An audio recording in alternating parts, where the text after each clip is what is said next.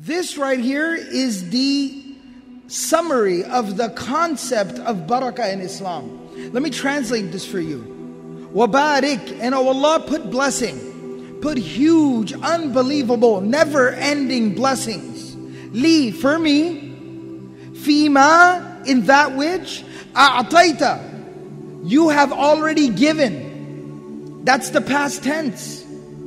It's the past tense, a'taita, meaning what you have already given. I'm not asking for more, Allah. What I'm asking for is that what you have given me is more than enough. It suffices. What I already have is more than enough. I'm just now asking you, Ya Allah, to inject the element of barakah and blessing into that which you have already given me. That is the concept of barakah. Barakah is not more. Barakah is not about more. Barakah is about the ability to do more with less. Barakah has nothing to do with quantity. It has everything to do with quality. The quality of what you have. I don't need more, Ya Allah. I just need blessing on what I have. The ability to do more with less. And this is something very interesting, very profound. You know, more and less, and blessed and not blessed, and quantity versus quality. And if you really get to thinking, if you do some deep soul searching, it'll hit you like a punch. It'll really knock the wind out of you. Because you read a narration about the Prophet of Allah sallallahu alaihi wasallam. You know, the day that he passed away, there were a couple of mats. There was 1 or 2 jugs. There was a mule tied outside the house.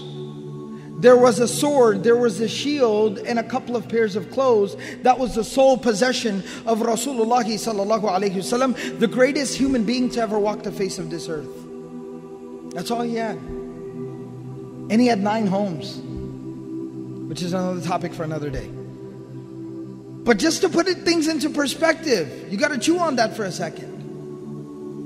Today we got 1 home, 5 people within the home, everybody's got a job, everybody's working, and we're still in debt. Something's wrong, something's missing. And this is where I want to get down to the core of the issue. I'm just going to lay it down. And I'm going to apologize before I lay it down that if I do offend anyone, or if I cross any lines, just please forgive me. Meet me in the bazaar, I'll buy you a hot dog. A halal hot dog, alright? Right? So just come to the bazaar, I'll feed you a hot dog, alright? Don't be mad at me. So I'm just going to say it like it is. We have a lot of discourse, we have a lot of conversation, we have a lot of discussion in the Muslim community today about Sharia compliant financing, halal this, Sharia compliant that. And I'm not criticizing, the people that are providing these services. They are very good, beneficial services for those people that need them. But I am keeping it real with y'all for a minute.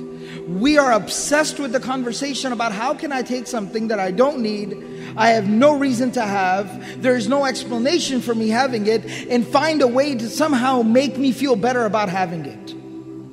We are obsessed with this conversation in the Muslim community. You want to know what Sharia compliance is? You want to know what halal is? You want to know what the Islamic financing, banking, financial, monetary system is? If you can't afford it, don't buy it. That's Islam. That's Sharia compliance. If you never buy anything you don't need, you are living a Sharia compliant lifestyle. That's as simple as it is. And I know it sounds oversimplified, but it's really not. Wallahi, it's not.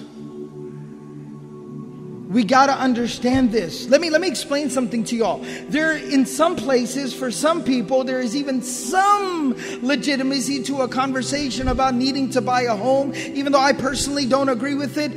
But to each his own. Maybe I don't live in your shoes. I don't know your circumstances. I'll tell you, by the way, we talk about, but we have to have a home. We have to live somewhere. I have to raise my family. I lived my entire life in an apartment complex. I lived my entire life in an apartment. And I feel like I turned out okay. You understand? I'm trying to be real with y'all for a minute.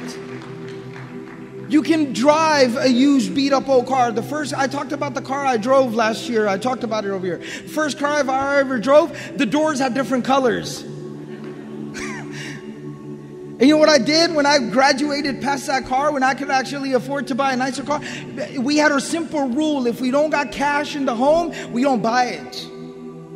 If you ain't got cash, you don't buy it. I know that sounds oversimplified to some people.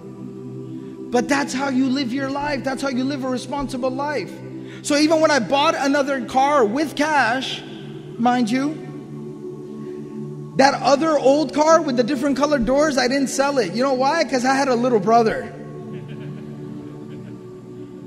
It was too good of an opportunity to pass up. And I made him drive it until he drove the wheels off of it. And I actually had to pay somebody to take that thing out of my driveway. But that's just how it works.